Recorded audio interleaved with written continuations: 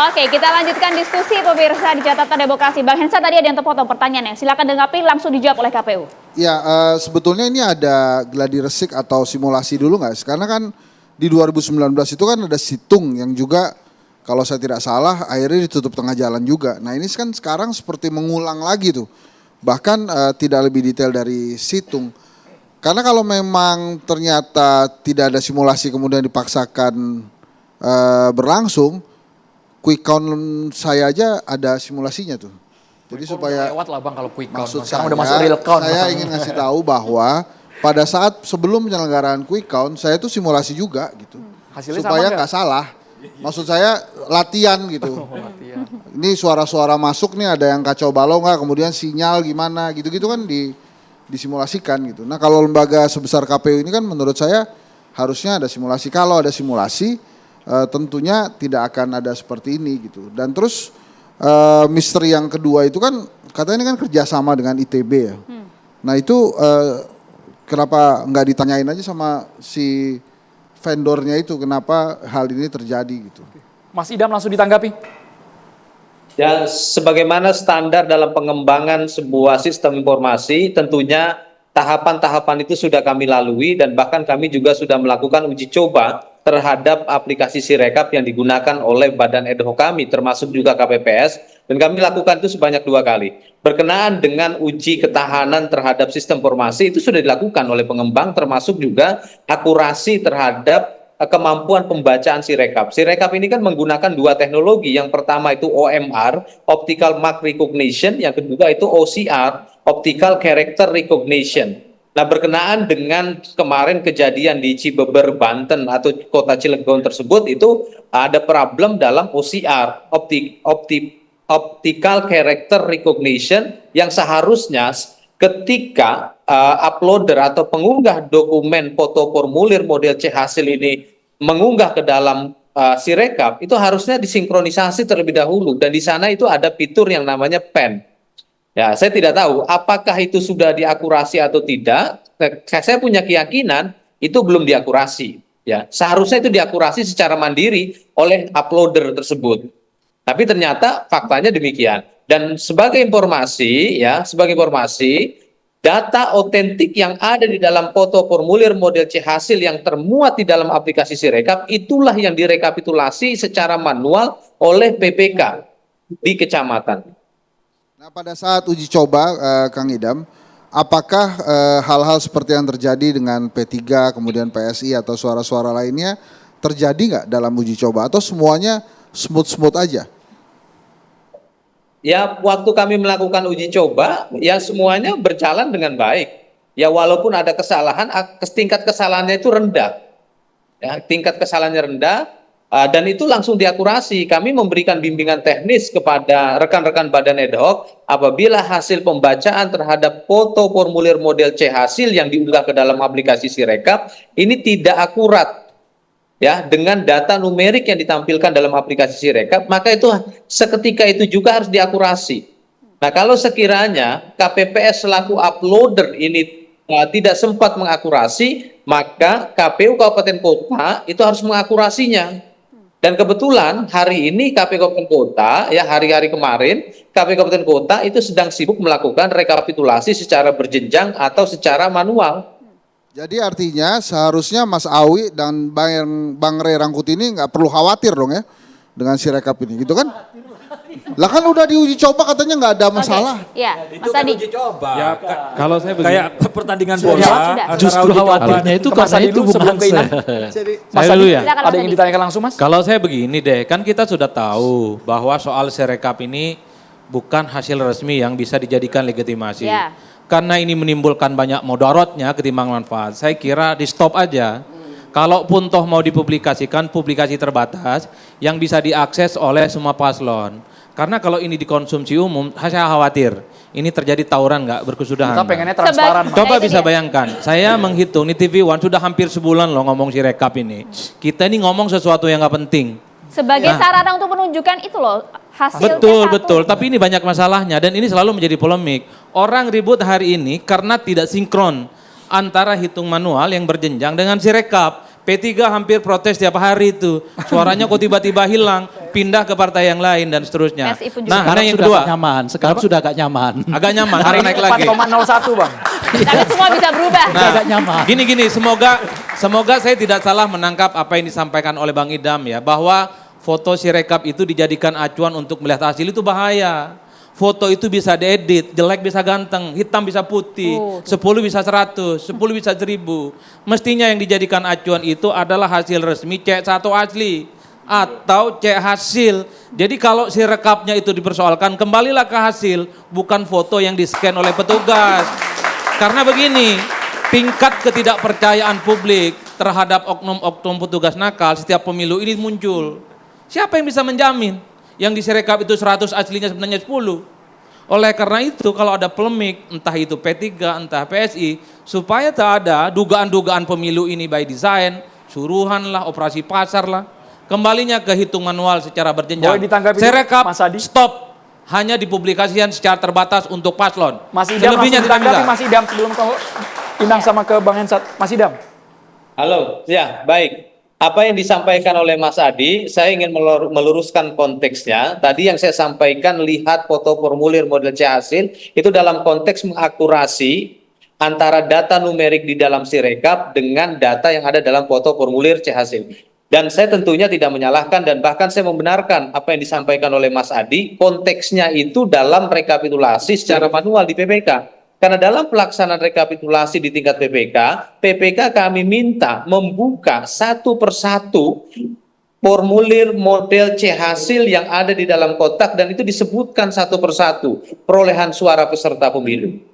Seperti itu. Jadi yang disampaikan oleh Mas Adi tidak salah, yang disampaikan oleh kami juga itu tentunya sesuai dengan prosedur dalam pengelolaan data di dalam aplikasi Sirekap. Dan apabila nanti dalam pelaksanaan rapat rekapitulasi terjadi ketidaksesuaian, maka forum rapat pleno rekapitulasi secara berjenjang tersebut itu memiliki fungsi korektif atau memperbaiki data sesuai dengan data otentiknya. Oke, Mas Adi. Nah, begini, kenapa Sirekap ini selalu menjadi biang keributan? Ini kan bukan hanya soal bagaimana ada data tidak sinkron kan antara Sirekap dengan data hasil asli. Bukan hanya di Cibeber, ada di TPS 009 Gabus di Gerobokan, TPS 020 Tanah Gerobot Pasar, kemudian DDA Haur Gelis Indramayu TPS 04 dan seterusnya. Banyak, ini nggak dikonferensi perskan oleh kawan-kawan KPU. Dulu beberapa bulan yang lalu sempat KPU melakukan konferensi pers ketika Sirekap mampu memunculkan suara Anies diturun jadi 3 juta, naik 3 jutanya nggak rame. Itu juga kesalahan Sirekap. Kalau memang ada data tabulasi Sirekap itu salah, tidak sesuai dengan data asli, langsung kompresi pers supaya tak ada dugaan-dugaan yang berlebihan. Inilah yang saya selalu katakan. Saya konsisten dari awal, istiqomah dari awal. Stop ini Sirekap. Publikasikan aja secara tertutup. Tapi katanya KPU kan udah diuji coba nih. Sebut-sebut Ya, aja. Uji coba banyak nabraknya, Bros. Yang enggak kan harusnya yang ngejawab Banyak KPU juga yang tidak kan benar. udah diuji coba katanya. Saya sebenarnya tidak mau Baik-baik aja. ngomong begini ke kawan-kawan KPU. Cukup sudah ini menjadi pelajaran bersama. Semua orang melihat, semua orang memantau soal bagaimana Sirekap ini lebih banyak mudaratnya ketimbang manfaatnya. Saya sebenarnya lebih usul, pakai aja postal lembaga survei yang jauh lebih kredibel sebenarnya memprediksi hasil-hasil soal pileg dan pilpres. Bisa dicek pilpresnya oke, pilegnya oke. Masa giliran memprediksi P3 dan PSI salah ini? Kan repot Pak Quickon itu. Ngomongin Sirekap PSI kita juga nggak akan harus pernah bersuara. habis ya Maria. Kalau ngomongin Sirekap kayaknya nggak ada ujungnya. Bisa-bisa sampai tengah malam besok lagi juga masih jadi bahasan Sirekap. Tapi kita boleh ke PSI. Silakan. PSI ini yang dianggap dicurigai oleh masyarakat suaranya bisa melonjak drastis dalam semalam ada puluhan ribu suara yang masuk. Inang, Ibu Irma Huta Barat ditangkap Ibu. Kok pada ketar-ketir Bu lihat PSI kayaknya tinggi banget. Iya suaranya. makanya, jadi kan ini kan berawal dari Sirekap yang tadi menurut Bang Idam bahwa OCR atau optical character readernya itu recognitionnya itu salah. Nah jadi terjadi selisih paham atau berkelahi hanya gara-gara teknologi, iya kan? Untuk mempersingkat supaya tidak kelahi terus, tadi kan Bang Adi bilang udah 1 bulan membahas soal Sirekap yang salah. Mungkin ya saya apresiasi apa yang dilakukan oleh KPU, tapi kan saya pertanyaannya siapa sih yang mensuplai itu, si OCR itu, bikinan mana, dan apa tidak ada lagi bandingannya, sehingga kita di masa yang akan datang bisa lebih baik lagi untuk bicara soal teknologi yang akurat. Ketidakakuratan ini membuat salah sangka, ya kan tadi dikatakan oleh Bang Awi. Kita ini partai kita dua ini, P3 dan PSI yang sedang diambang batas. Sementara penghitungan dari partai-partai yang lain bisa disebutkan misalkan PKB juga mengalami lonjakan sampai 0,91%. Lalu juga Gelora. Partai Gelora 0,95%, tetapi tidak mendapat sorotan seperti PSI. Itu yang ingin saya kemukakan. Kayaknya pada takut banget sama PSI, Inang. Pada takut, kami hanya membawa pesan yang jelas bahwa kalau kami ada di DPR maka kami akan melaksanakan apa yang kami janjikan, yaitu mendorong supaya undang-undang perampasan aset koruptor bisa disahkan atau bisa Tapi kan digolkan. belum sampai ke sana, Inang ya. Per hari Iya, ini makanya, seingat artinya 3,13%, Inang ya. Saya bilang belum tentu masuk, jangan khawatir. Jadi kan banyak sekali yang protes, masih 3,13, itu pun juga baru 70, masih ada 70 juta kalau nggak salah ya. 70% yang 66% Bang Rey ya, yang masuk. Baru masuk ya. Nah, antara ambang inilah yang menjadi banyak sekali bahasan.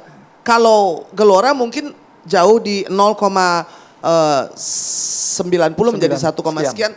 Kalau PSI kan betul-betul di terakhir SMRC itu adalah di 2,9. Iya. Ya, 2,96. Jadi artinya ada rentang dari margin of error yang bisa membuat kami masuk atau tidak. Walaupun partai-partai lain juga dihitung dengan suara yang lebih banyak kenaikannya, tetapi tidak mendapat sorotan seperti PSI karena kami di ambang batas. Sama seperti Abang Awi yang juga di ambang batas. Jadi ya mudah-mudahan P3 bisa lolos dan PSI juga bisa lolos. Tentu saja kami optimis ya kan.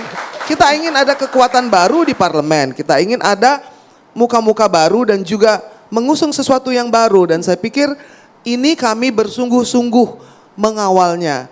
Kalau ditanya, ya harus optimis. Kenapa banyak yang panik, banyak yang takut? Ya karena ada pemain baru, karena ada kekuatan baru.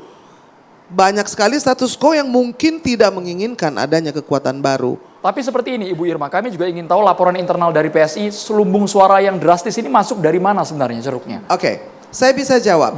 Jadi ada daerah-daerah yang selama ini hanya sedikit suara PSI-nya kemudian melonjak menjadi drastis. Misalkan di Maluku itu menjadi 600%. Lalu di NTT yang tadinya kita hanya 5 kursi mungkin sekarang ini setelah dihitung bisa mendapatkan 20 kursi.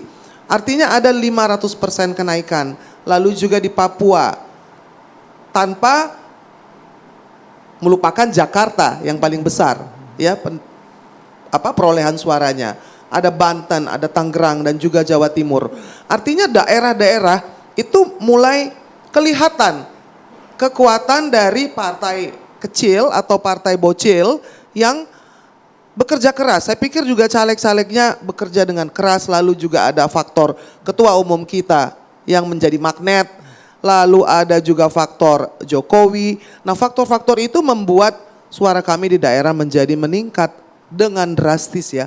Bukan hanya meningkat saja tapi peningkatan drastis terjadi. Oke, artinya kemarin melejitnya suara PSI 2 jam kemudian 90.000, dalam 30 jam bisa 104 ribuan suara. Itu karena memang yang masuk ada dari lumbung-lumbung suara PSI, artinya begitu? Tentu saja, bisa jadi kan lumbung-lumbung suaranya belum masuk. Kita tadi bicara ada masalah dengan bagaimana pemotretan dari pengekstrakan gambar ya kan, yang akhirnya menjadi sengketa atau huru-hara di Sirekap. Artinya suara memang dikawal oleh semua partai dan itu berjenjang dari mulai kecamatan, ke kabupaten, ke provinsi. Semua partai memiliki saksi dan juga memiliki hak yang sama untuk protes. Jadi P3 dengan PSI sama, kami sama-sama mengawal dan juga sama-sama menghitung satu persatu semua saksi-saksi di kecamatan dan semua di daerah dengan sungguh-sungguh satu suara pun harus dipertahankan, diperjuangkan. Berarti jadi kira-kira yang di luar sana yang bilang wah ini bukan sulap, bukan sihir, suaranya bisa berlipat ganda, itu hoax, itu bohong ya? Inang, saya pikir berlipat ganda juga terlalu lebay, drastis ya. Kita juga harus dengar who is the singer, it's not only the song. Siapa sih yang mengatakan itu? Kadang-kadang the same song kan kita melihat bahwa ini kita dengar nih panjang lebar. Bang Idam Halid sudah menjelaskan ya bahwa hasilnya itu bisa menimbulkan kecurigaan, lalu juga kepanikan. Kalau orang mendiskreditkan, ya tentu saja akan mendapat bahan untuk mendiskreditkan. Iya dong. Yang nggak suka sama PSI, yang nggak suka sama Jokowi, yang nggak suka dengan perolehan kami, akan mendapatkan bahan untuk mengatakan bahwa karena teknologi belum tentu ini curang. Kita juga harus menghargai ya pekerjaan orang-orang di PPK, KPU, Panwaslu dan Bawaslu. Kalau ada masalah teknis, jangan kemudian narasinya bergeser menjadi curang. Oke, P3 juga bersuara loh soal perolehan suara PSI. Artinya P3 nggak suka gitu dengan PSI atau bagaimana? Enggak, saya pikir janganlah diadu kita ya. Nah tadi kan disampaikan begitu, saya hanya konfirmasi saja. Janganlah diadu. Kita ini sama-sama di ambang batas dan kita sama-sama mengawasi. Suara-suara yang bahkan salah satu di Jakarta Selatan, tiba-tiba Ade Armando ada 400.000 suaranya. Kan bingung dia. Kalau kita mengikuti Sirekap, itu menjadi rekor bahwa nggak ada caleg seluruh Indonesia yang mendapatkan suara seperti itu. Tetapi itu kesalahan. Kita nggak bisa ngotot dong. Saya lihat kok di Sirekap itu 400.000 nggak bisa gitu kan. Lalu juga suara saya di Sumut 2 tiba-tiba berkurang. Kemarin ada 4.900 tiba-tiba berkurang 1.000. Berkurang 1.000. Tapi saya pikir ini Sirekap. Mari kita kembali ke manualnya, karena sakit jantung kita kalau ngelihat Sirekap aja. Pertanyaannya pindah kemana itu suara? Dijawab sesaat lagi hanya di Catatan Demokrasi pemirsa.